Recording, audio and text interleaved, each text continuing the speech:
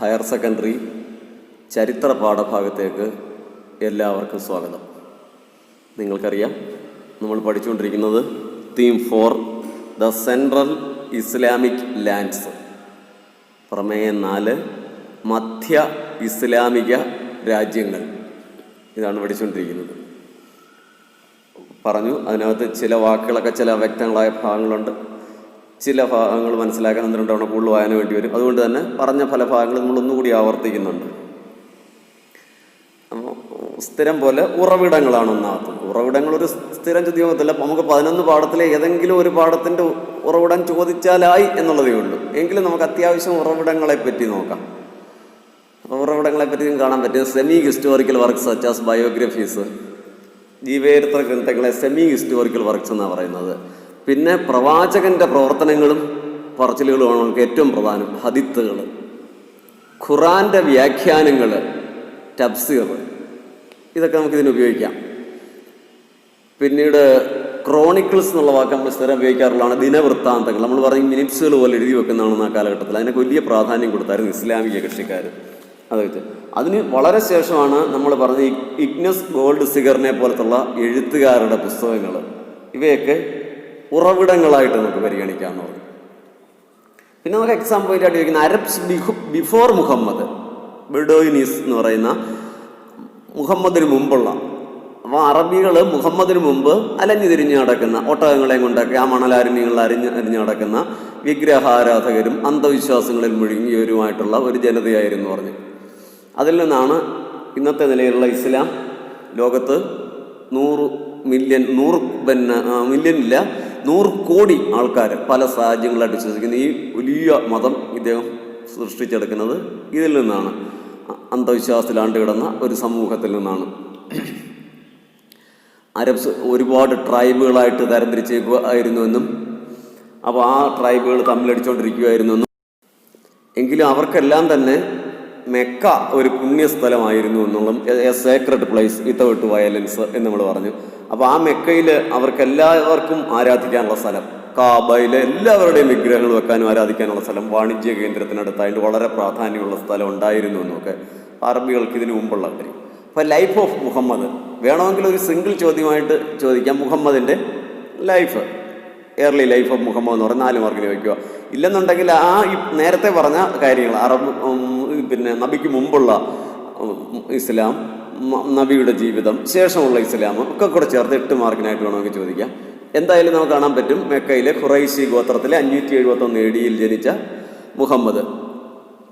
അപ്പോൾ കുഞ്ഞുനാളിൽ തന്നെ ഒരു ഓർഫനായി പോയ മുഹമ്മദ് അവിടുന്ന് പിന്നെ അദ്ദേഹം ഹിറ മലകളിൽ പോയി സ്ഥിരം തപസ്സൊക്കെ ചെയ്യുന്നു. ഇടയ്ക്ക് ഖദീജ എന്ന് പറയുന്ന ധനികയായ വിധവയെ വിവാഹം ചെയ്യുന്നു. അപ്പോൾ ആ ഹിറ മലകളിൽ ഇരിക്കുന്ന ആ പ്രാർത്ഥനാ സമയങ്ങളിൽ അദ്ദേഹത്തിന് ഗിബ്രിയേൽ മാലാഖയുടെ ആ ഒരു ദർശനം ഉണ്ടാകുന്നു.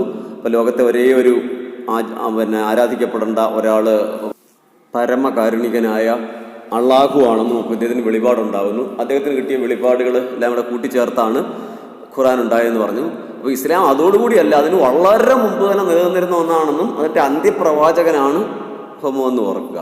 അപ്പം ഈ ഗോഡിൻ്റെ മസഞ്ചർ, റസൂലായി അറിയപ്പെടുന്ന മുഹമ്മദ് ഇവർക്ക് വേണ്ടി ഇസ്ലാമിൻ്റെ തത്വങ്ങളെല്ലാം എഴുതി തയ്യാറാക്കി കൊടുത്തു. അപ്പം മുഹമ്മദിൻ്റെ ആദ്യകാല ജീവിതത്തിന് അനാഥത്വത്തിൽ ജീവിച്ച് മെഡിറ്റേഷനുകളിലൂടെയൊക്കെ ദൈവത്തിൻ്റെ സന്ദേശവാഹകനായി ഇസ്ലാമിൻ്റെ സ്ഥാപകനായി മാറിയത്.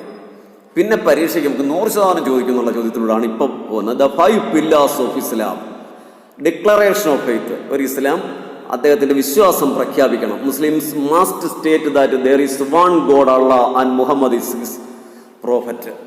ലോകത്ത് ഒരേ ഒരു ദൈവമേ ഉള്ളൂ, അള്ളാഹ് അദ്ദേഹത്തിൻ്റെ പ്രവാചകനാണ്. അത് ദൈവമാണെന്ന് ഒന്നും അവകാശപ്പെടുന്നില്ല, ദൈവപുത്രനാണെന്നോ അവതാരമാണെന്നോ അവകാശപ്പെടുന്നില്ല, പ്രവാചകനാണ് എന്ന് അവകാശപ്പെടുന്നു. പിന്നെ ഡെയിലി പ്രയർ. അപ്പോൾ നമ്മൾ പഠിച്ചതാണ്.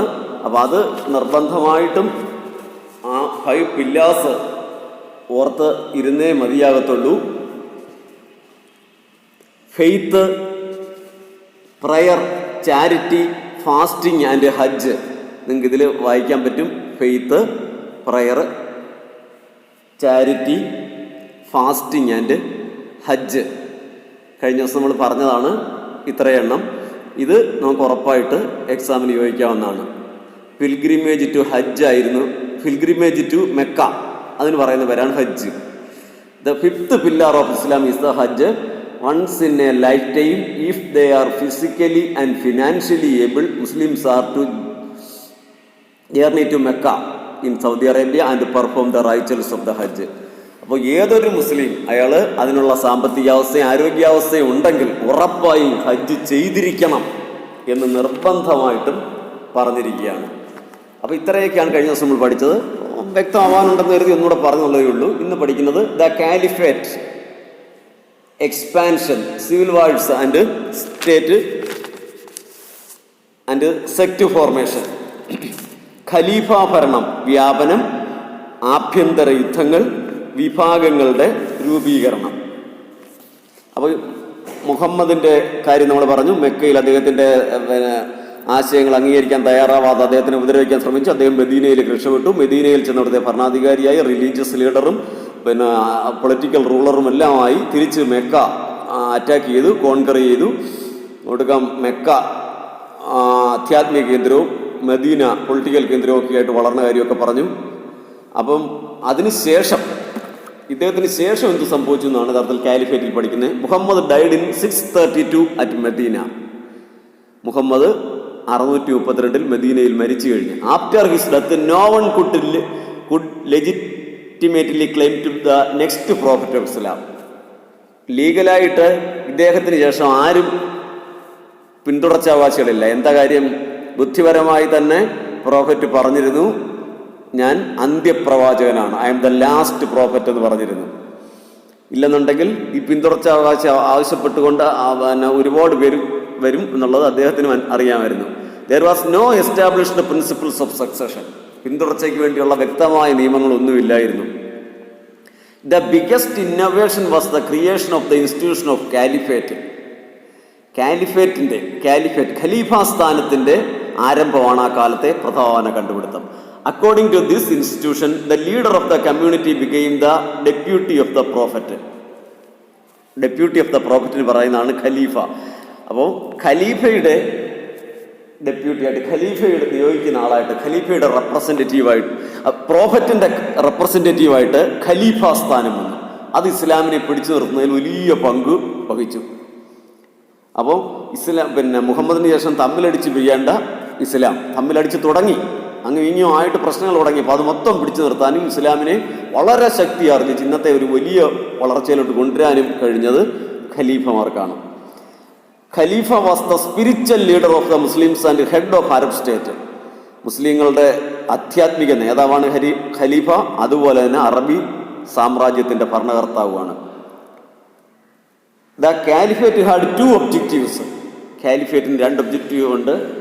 ടു കൺട്രോൾ ദ ട്രൈബ്സ്, അവിടുത്തെ വർഗങ്ങളെ നിയന്ത്രിക്കുക. To raise the resources for the state, രാഷ്ട്രത്തിന് വേണ്ടി വിഭവങ്ങൾ സമാഹരിക്കുക.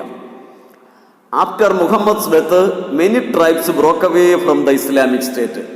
മുഹമ്മദിൻ്റെ മരണത്തോടുകൂടി ഒരുപാട് വർഗങ്ങൾ ഇസ്ലാമിക് സ്റ്റേറ്റിൽ നിന്നും വിട്ടുപോയി.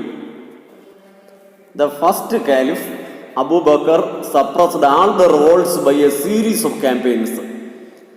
ഒന്നാമത്തെ ഖലീഫയായ അബൂബക്കർ എല്ലാവിധങ്ങളായ റിവോൾട്ടുകളും ലഹളകളും അടിച്ചമർത്തി.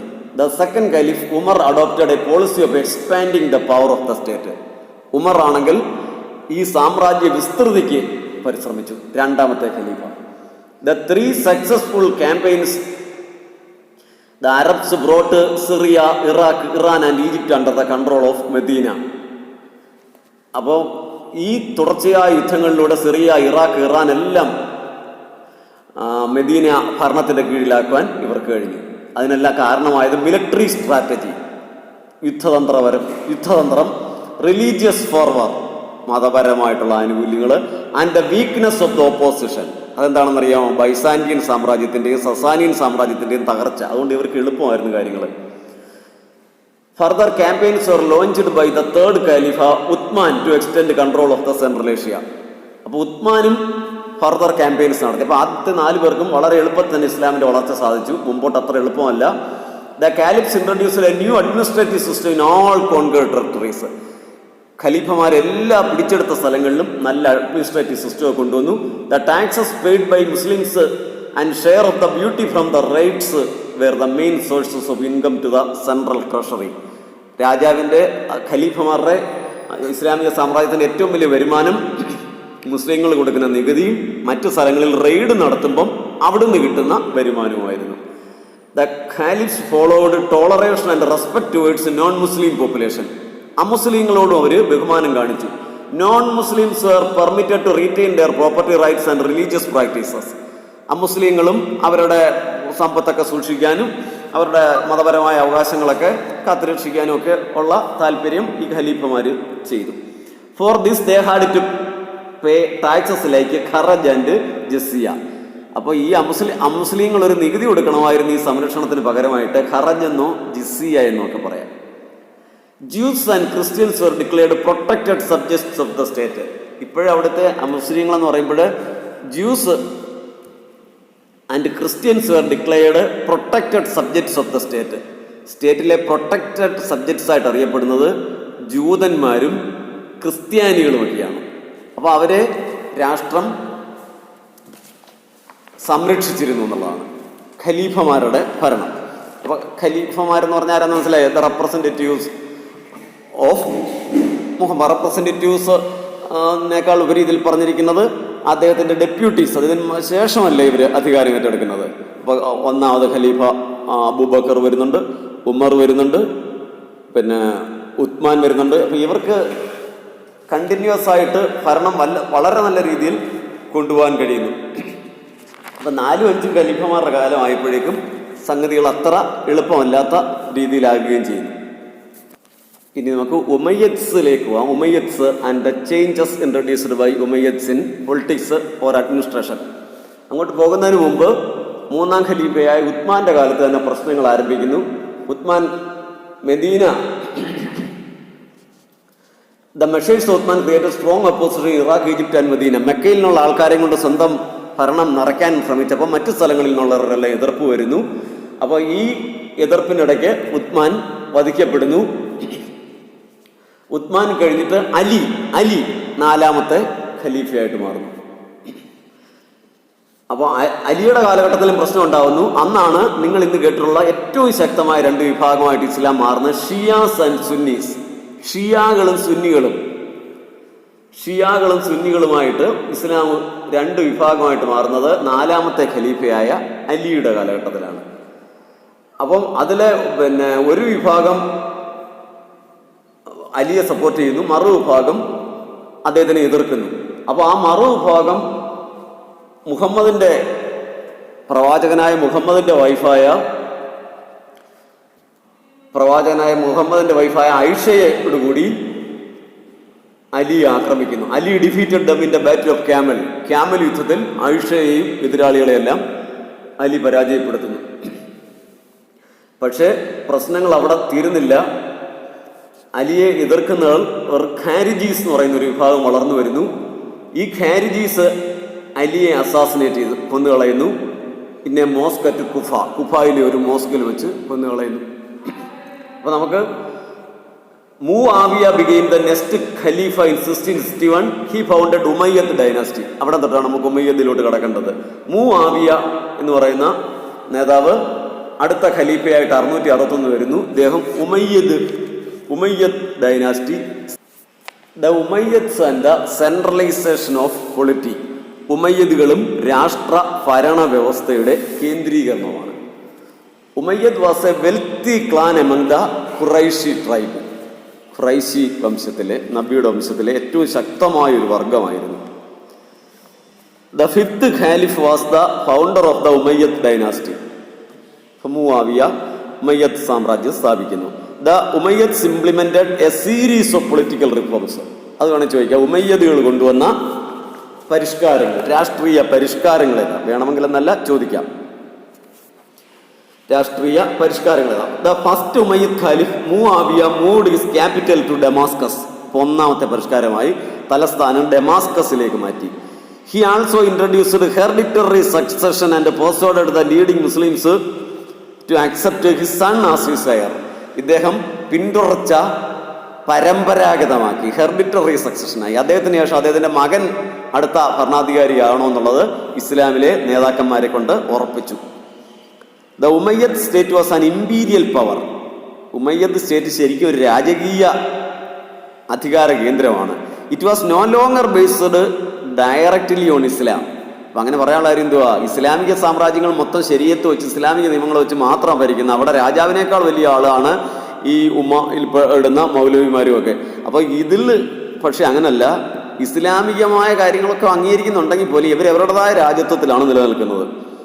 The Umayyads always stood for unity. ഉമയ്യദുകൾക്കും അങ്ങനൊരു കാര്യം ഉണ്ടായിരുന്നു, ഐക്യത്തിന് വേണ്ടി അവർ നിലകൊണ്ടു. They suppressed rebellions in the name of Islam. ഭരണം നടത്തിയിരുന്നത് ഇസ്ലാമിലൊന്നും അല്ലെങ്കിൽ പോലും വിപ്ലവങ്ങളെല്ലാം ഇസ്ലാമിന്റെ പേരിൽ അടിച്ചങ്ങമർത്തി. During the reign of Abdul Malik, Abdul മാലിക്കിന്റെ കാലഘട്ടമായപ്പോഴേക്കും 685 തൊട്ട് 705 വരെ, and his successors both the Arab and Islamic identities were strongly emphasised.